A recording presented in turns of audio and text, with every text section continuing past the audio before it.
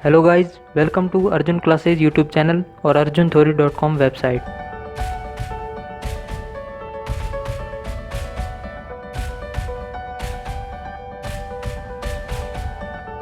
चलिए शुरू करते हैं आज की क्लास। तो आज की क्लास में अपन क्लास 12th फिजिक्स का नया चैप्टर स्टार्ट करने वाले हैं, जिसका नाम है विद्युत धारिता यानी इलेक्ट्रिक कैपेसिटी या कैपेसिटेंस। ठीक है, ये राजस्थान बोर्ड के लिए चैप्टर का नाम विद्युत धारिता यही चैप्टर का नाम है, लेकिन जिन राज्यों में एनसीईआरटी चलती है उसमें इस चैप्टर को रखा गया है स्थिर विद्युत विभव एवं धारिता वाले चैप्टर में। ठीक है, तो इस चैप्टर को शुरू करने से पहले मैं कुछ बातें बताना चाहूँगा कि आपको सिर्फ इन वीडियोस में सिर्फ आपको समझने में ध्यान देना है, ना कि नोट्स लिखने में। ठीक है, क्योंकि नोट्स आपको प्रॉपर ढंग से लिखे हुए मिल जाएंगे। डिस्क्रिप्शन में मैंने लिंक दिया है, वहाँ से आप नोट्स ले सकते हैं। ठीक है, तो यहाँ आपको सिर्फ समझने में ध्यान देना है, 100% समझना है। ठीक है, तो चलिए शुरू करते हैं आज के पहला टॉपिक, चालक की धारिता। ठीक है, क्योंकि विद्युत धारिता चैप्टर का नाम है तो अपन सबसे पहले समझेंगे किसी चालक की धारिता क्या होती है, इसका मतलब क्या होता है धारिता का। ठीक है, तो इसका प्रॉपर मतलब समझने के लिए सबसे पहले अपन इसका फॉर्मूला देख लेते हैं, ताकि फिर बात फील आए अपने को धारिता रियल में होती क्या है। ठीक है, तो ये बात अपने को पता है, यदि किसी चालक प्लेट को आवेश दिया जाता है तो उसके विभव में वृद्धि होती है। किसी चालक प्लेट की बात करें या किसी गोले की बात करें, जैसे मैं एक एग्जांपल ले रहा हूँ गोले का। चालक गोला है अपने पास, खोखला गोला। ठीक है, इस पे मैंने प्लस क्यू आवेश दे दिया। ठीक है, तो मैंने आपको इसको गाउस नियम में भी बताया था कि जब अपन किसी खोखले गोले जो कि चालक है उसको आवेश देते हैं तो वो आवेश उसकी सरफेस पे वितरित हो जाता है। ठीक है, तो सरफेस पे ये आवेश कुछ ऐसे वितरित होगा। ठीक है, और ये इसका केंद्र है गोले का, और इसकी मैं मान लेता हूँ त्रिज्या है r। तो इस आवेश प्लस q के कारण इसके केंद्र पे विभव कितना होगा, v इज इक्वल टू के क्यू बाई आर। ठीक है, के क्यू बाई आर, यानी कि v किसके समानुपाती है, q के। यानी कि अपन q बढ़ाएंगे तो इसका विभव जो है, पोटेंशियल जो है वो बढ़ेगा। तो यहाँ से अपने को एक बात समझ में आ गई कि आवेश बढ़ाने पर विभव का मान बढ़ता है। ठीक है, तो आवेश समानुपाती होता है विभव के। ठीक है, अब समानुपाती का चिन्ह हटाने के लिए अपन क्या लेंगे, एक कांस्टेंट लेंगे, तो Q is equal to CV। ठीक है, ये समानुपाती था, इसको हटाने के लिए अपन एक कांस्टेंट लेते हैं, ये बात अपने को पता है, तो Q is equal to CV। ठीक है, तो ये अपने पास एक आया फॉर्मूला। तो इसमें जो ये अपने समानुपाती हटाने के लिए जो कांस्टेंट लिया है या स्थिरांक लिया है, इसको बोलते हैं धारिता, किसी चालक की धारिता इसको। ठीक है, तो अपन C का फॉर्मूला लिख देते हैं, इस V को उधर भेज देते हैं, तो C is equal to Q by V. तो यहाँ जो C है ये है धारिता। अब ये अपने पास आ गया धारिता का फॉर्मूला। अब अपन देखेंगे धारिता की परिभाषा, किसी चालक की धारिता क्या होती है। ठीक है, तो परिभाषा लिखने के लिए फिजिक्स में अपन क्या करते हैं, जो हर में होता है उसको 1 मानते हैं। ठीक है, तो मैं मान लेता हूँ Q बाई 1 वोल्ट। ठीक है, ये C है, Q बाई 1 वोल्ट, नीचे वाले को मैंने 1 वोल्ट मान लिया। तो इसको मैं ऐसे कहूँगा, धारिता को, किसी चालक की धारिता को मैं इससे ऐसे डिफाइन करूँगा कि किसी चालक का विभव जो है 1 वोल्ट बढ़ाने पे वो कितना चार्ज स्टोर कर लेता है। ठीक है, आई बात समझ में। एक बार फिर बता रहा हूँ कि किसी चालक, अपने पास कोई चालक है, उसकी अपने को क्या देखनी है, धारिता की परिभाषा देखनी है। तो अपन क्या देखेंगे कि अगर मैं उसका 1 वोल्ट विभव बढ़ाऊँ, ठीक है, उस पर मैंने विभव अप्लाई कर रखा है, अगर मैं 1 वोल्ट विभव बढ़ाऊँ तो वो कितना चार्ज स्टोर कर लेता है, यानी स्टोर मतलब धारण कर लेता है, इसलिए इसका नाम रखा गया है धारिता। यानी कितना चार्ज वो स्टोर यानी खुद के अंदर धारण कर सकता है, उसको उसकी बोलते हैं विद्युत धारिता या चालक की धारिता। ठीक है, अब धारिता की SI इकाई अपन देख लेते हैं। SI इकाई कैसे देखते हैं अपन, फॉर्मूला अपने पास है तो SI इकाई देख लेते हैं। C इज इक्वल टू, इकाई क्या होगी, Q बाई V है, Q का होता है कूलाम, Q की SI इकाई होती है कूलाम बटे V की वोल्ट। ठीक है, तो कूलाम बटा वोल्ट ये SI इकाई है। लेकिन इसको ऐसे भी लिखते हैं, लेकिन एक स्टैंडर्ड इकाई भी है इसकी जिसे कहते हैं फेरेड। ठीक है, तो क्वेश्चन में आपको ज़्यादातर फेरेड मिलेगी। अब देखते हैं एक फेरेड का मतलब क्या होता है। ठीक है, धारिता की बात हो गई, किसी चालक की धारिता क्या होती है, इसकी यूनिट की बात हो गई, फॉर्मूला और परिभाषा सब हो गई। अब अपन देखते हैं, ये कभी कभी एग्जाम में पूछ लिया जाता है कि एक फेरेड का क्या मतलब होता है, एक फेरेड से आप क्या समझते हैं। ठीक है, तो सीधी सी बात है, अपने को फॉर्मूला पता है, C = Q/V, 1 वोल्ट। इन दोनों की वैल्यू में अगर 1 1 रख दूँ तो अपने पास क्या आएगी, C की वैल्यू 1 आएगी। ठीक है, तो अब इसको अपन को परिभाषा के रूप में लिखना, तो अपन कैसे लिखेंगे, जैसे अब मैंने ये इसकी परिभाषा समझाई थी वैसे ही मैं इसकी समझाऊंगा कि एक फेरेड क्या होता है। तो एक फेरेड को अपन ऐसे समझ सकते हैं कि किसी चालक की एक फेरेड धारिता उस चालक की वो धारिता है जब उसको 1 वोल्ट विभव देने पर उसका आवेश जो है, आवेश का मान, यानी कि वो कितना आवेश स्टोर करेगा, 1 कूलाम। यानी कि 1 वोल्ट विभव अपन ने बढ़ाया, तो अगर वो 1 कूलाम आवेश स्टोर कर लेता खुद के अंदर, तो उस चालक की धारिता क्या होगी, 1 फेरेड धारिता होगी। ठीक है, आई समझ में बात। ये पूछा जाता है कई बार एग्जाम में कि 1 फेरेड धारिता का मतलब क्या होता है। आई होप आपको समझ में आ गया होगा। अब अपन देखते हैं, ये होगी धारिता की बात। अब देखते हैं संधारित्र क्या होता है। इस चैप्टर में अपन संधारित्र के बारे में ही पढ़ेंगे पूरा। ठीक है, तो पहले देख लेते हैं संधारित्र होता क्या है। संधारित्र यानी कैपेसिटर। संधारित्र किसी आकार के 2 चालक का युग्म है। किसी भी आकार का हो सकता है, ये प्लेट, 2 प्लेटें हो सकती है। ठीक है, या 2 गोले हो सकते हैं जिनका केंद्र समान हो, 2 बेलने हो सकती है जिनका एक्सिस सेम हो। ठीक है, तो ऐसे कोई भी आकृति के 2 चालक युग्म होते हैं जो एक दूसरे के समीप, ज़्यादा दूर नहीं, बहुत कम दूरी पर, जिन पर बराबर तथा विपरीत प्रकृति का आवेश हो। ठीक है, तो संधारित्र अपन किसे कहेंगे, सबसे पहली बात कि वो किसी भी आकार के हो सकते हैं, जैसे प्लेटें हो सकती है, गोलाकार हो सकती है, बेलनाकार हो सकता है। ठीक है, लेकिन चालक होंगे और 2 होंगे। ठीक है, चालक युग्म। ठीक है, किसी भी आकार के होंगे लेकिन चालक युग्म होंगे, यानी कि 2 होंगे। जैसे ये 2 प्लेटें मैंने ली है एग्जाम्पल के रूप में, यहाँ आप 2 गोले भी ले सकते हैं जिनका केंद्र समान है। और ये पहली कंडीशन। दूसरी कंडीशन क्या है, जिन पर बराबर तथा विपरीत प्रकृति का आवेश होगा। इस पे मान लो +Q आवेश है तो उस पर -Q आवेश होगा।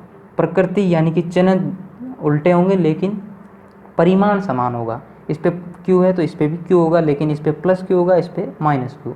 और ये किसी एक निश्चित दूरी, जो कि ज़्यादा नहीं होगी, बहुत कम दूरी होती है, ये निश्चित दूरी d पे उपस्थित रहते हैं। तो इस पूरे युग्म को अपन क्या बोलते हैं, संधारित्र। ठीक है, अब एक नोट देखते हैं संधारित्र, क्योंकि अपने को बात समझ में आ गई संधारित्र होता क्या है। अब अपन यहाँ से अपन ने देखा होगा कि संधारित्र पर कुल आवेश का मान 0 होता है।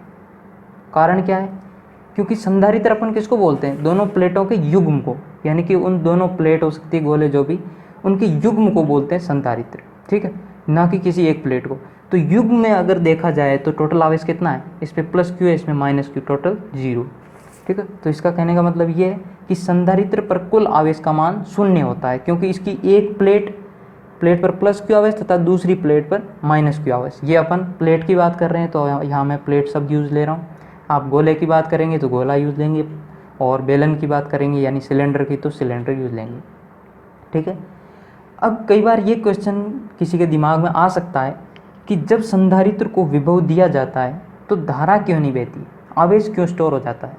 ठीक है, विद्युत धारा चैप्टर में अपन ने ये पढ़ा कि किसी चालक तार में अपन विभव अप्लाई करते हैं तो उसमें क्या होती है, धारा बहती है। ठीक है, जैसे सेल से जोड़ दिया तो उसमें क्या बहती है, धारा बहती है। ठीक है, लेकिन यहाँ धारा नहीं बह रही, यहाँ क्या है, चार्ज स्टोर हो रहा प्लेटों के अंदर जब अपन विभव अप्लाई करते हैं। इसका कारण क्या होता है। ठीक है, ये कोई एग्ज़ाम में नहीं पूछा जाएगा, लेकिन फिर भी किसी के दिमाग में अगर आया हो तो इसका मैं डाउट क्लियर कर देता हूँ। इसका कारण ये है कि यहाँ से अपन ने बैटरी लगा दी। ठीक है, तो इसमें बहनी चाहिए थी धारा। ठीक है, लेकिन अपने को पता है धारा किस में बहती है, चालक के अंदर। लेकिन यहाँ अपन देख रहे हैं कि ये एक d दूरी, निश्चित दूरी d पर स्थित है। ठीक है, तो d यानी कि इसके बीच में, d दूरी के बीच में एक अचालक उपस्थित है जिसे अपन हवा कह सकते हैं या कोई दूसरा माध्यम उपस्थित है, ठीक है। यानी कि ये चालक आपस में टच नहीं है, बीच में कोई अचालक पदार्थ है, इसलिए ये परिपथ कंप्लीट नहीं हो पाता, यानी कि परिपथ ये पूर्ण नहीं हो पाता, इसलिए धारा नहीं बहती है और चार्ज स्टोर हो जाता है, जो कि समान परिमाण तथा विपरीत प्रकृति का आवेश होता है। नेगेटिव टर्मिनल से जुड़ी हुई प्लेट पे नेगेटिव आवेश होगा, पॉजिटिव टर्मिनल से जुड़ी हुई प्लेट पर पॉजिटिव आवेश होगा, ठीक है। तो ये थोड़ा समझने वाला कंसेप्ट था, आई होप आपको समझ में आ गया होगा। अब देखते हैं गोलीय चालक की धारिता, ठीक है। सबसे पहले इसमें मैं आपको ये डाउट क्लियर करता हूँ कि गोलीय चालक की धारिता है, न कि गोलीय संधारित्र की धारिता है, ठीक है। यहाँ मेन डिफरेंस ये स्टूडेंट्स को कई बार समझ में नहीं आता है कि गोलीय चालक की धारिता है, न कि गोलीय संधारित्र की, क्योंकि संधारित्र में अपन दो गोलों की बात करेंगे, लेकिन यहाँ मैंने सिर्फ एक गोला लिया है, तो यहाँ अपन क्या देख रहे हैं, सिर्फ एक गोले की बात करेंगे, तो गोलीय चालक की धारिता। तो इसको देखने के लिए मान लेता हूँ मैंने कि माना प्लस क्यू आवेश तथा आर त्रिज्या का कोई गोलीय चालक है, ठीक है। प्लस क्यू आवेश तथा आर त्रिज्या का गोलीय चालक है, ध्यान रखें चालक की वर्ड यूज ले रहा हूँ मैं, ठीक है, न कि अचालक। चालक है और जिस पे प्लस क्यू आवेश है और आर त्रिज्या है, तो अपने को पता है किसी चालक को आवेश दिया जाता है तो हमेशा उसकी सरफेस पे ही जाता है, क्योंकि बीच में उसमें चालक में कभी भी आवेश स्टोर नहीं होता है, ठीक है, हमेशा इसकी सरफेस पे रहता है चालक की स्थिति में, ठीक है। अचालक की स्थिति में ज़रूरी नहीं है, लेकिन चालक की स्थिति में हमेशा उसकी सरफेस पे, ठीक है। तो अब अपन ये भी देख चुके हैं कि सरफेस पे प्लस क्यू आवेश है, तो उसके कारण केंद्र पर विभव कितना होता है, विभव होता है KQ/R, ठीक है। ये फॉर्मूला अपन ने स्थिर विद्युत विभव चैप्टर में पढ़ा था कि प्लस क्यू आवेश अगर दिया जाए किसी गोले को, चालक गोले को, तो उसके केंद्र पर विभव होता है KQ/R, ठीक है। तो ये आ गया अपने पास विभव। अब K की वैल्यू अपने को पता है 1/4πε0 होती है या ε0 होती है, तो V की जगह अपन में क्या लिख सकते हैं, सॉरी V का फॉर्मूला क्या लिख सकते हैं, V = K की जगह मैं ये लिख देता हूँ 1/4πε0 × Q/R। इसको मैं समीकरण 1 दे देता हूँ, जो कि आगे अपने अभी काम आएगा धारिता निकालने में। अब अपन जानते हैं कि धारिता होती क्या है, धारिता होती है C = Q/V, ये अपन ने फॉर्मूला भी देखा था।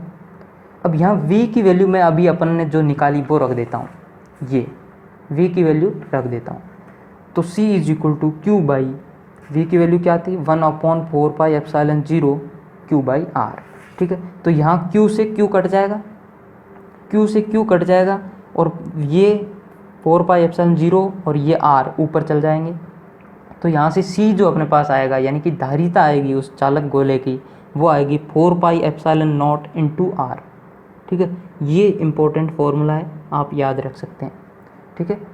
C = 4πε0 × R, ठीक है। या आप इधर से सीधा भी लिख सकते हैं, 4πε0 है, इसको मैं अगर 1 कर दूं, ठीक है, तो अपन क्या लिख सकते हैं R/K, ये R है, क्योंकि K क्या होता है 1/4πε0, और ये इसको मैं पूरे को इधर भेज दूँ और इसको इधर भेज दूँ, तो 4πε0 = 1/K, ठीक है। तो इसको मैं 1/K लिख सकता हूँ और R तो ऊपर है ही, तो R/K। तो ये फॉर्मूला ऐसे भी आप याद रख सकते हैं या ऐसे भी रख सकते हैं, ठीक है। इस पे न्यूमेरिकल पूछा जाता है बोर्ड एग्जाम में, इसलिए आप इसको याद रखें। अब गोलीय चालक की धारिता किन किन बातों पे डिपेंड करती है, ये कई बार पूछा जाता है कॉम्पिटिटिव एग्जाम्स में, ठीक है। तो अपन को सीधा किस पे कोई भी चीज़ डिपेंड करती है वो अपने को ज़्यादातर किससे फॉर्मूले से पता लग जाता है, ठीक है। तो फॉर्मूला क्या है 4πε0 × R, ये ε0 है 4πε0, यानी कि अपन किस में निकाल रहे हैं, निर्वात में या हवा में। अगर किसी माध्यम की बात करेंगे तो ये क्या आएगा 4πε0 εr × R, ठीक है। ये εr ये किसी माध्यम के लिए पराविद्युतांक है, ठीक है। तो यानी कि यहाँ से अपन देख रहे हैं कि C गोलीय यानी कि गोलीय चालक की धारिता जो है वो त्रिज्या के समानुपाती है, ये देखो त्रिज्या के डायरेक्टली प्रोपोर्शनल है, और माध्यम के भी प्रोपोर्शनल है ये, ठीक है। तो ये दो बातें आपको ध्यान रखनी है कि किसी गोलीय चालक की धारिता जो है वो किन किन बातों पे डिपेंड करती है। वो डिपेंड करती है त्रिज्या और माध्यम के, यानी कि दोनों की समानुपाती होती है। त्रिज्या बढ़ाएंगे तो गोलीय चालक की धारिता बढ़ेगी, और माध्यम का पराविद्युतांक बढ़ाएंगे तो भी बढ़ेगी, ठीक है। अब अपन इस फॉर्मूले के आधार पे ही अपन एक न्यूमेरिकल देख लेते हैं, क्योंकि जैसा कि मैंने बताया बोर्ड में इसका न्यूमेरिकल पूछा जाता है, ठीक है। पृथ्वी को ये 6400 किलोमीटर त्रिज्या का गोलीय चालक मानते हुए इसकी धारिता का मान माइक्रोफैरड में ज्ञात करो। यानी कि पृथ्वी को अपने को क्या मानना है, एक गोलीय चालक मानना है, ठीक है। गोलीय चालक मानना है, इसने बता दिया, ठीक है, जिसकी त्रिज्या अपने को दे रखी है और इसकी धारिता अपने को निकालनी है माइक्रोफैरड में, ठीक है। तो अपने को पता है आर अपने को दे दिया। सबसे पहले अपन वो चीज़ें लिख देंगे जो अपने को दे रखा है, लेकिन लिखेंगे किस में, एसआई यूनिट में।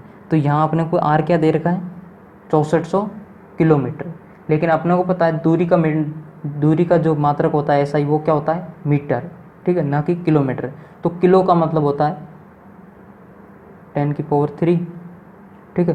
तो R = 6400 × 10⁻3 मीटर। अब ये अपने पास आ गया एसआई यूनिट में त्रिज्या।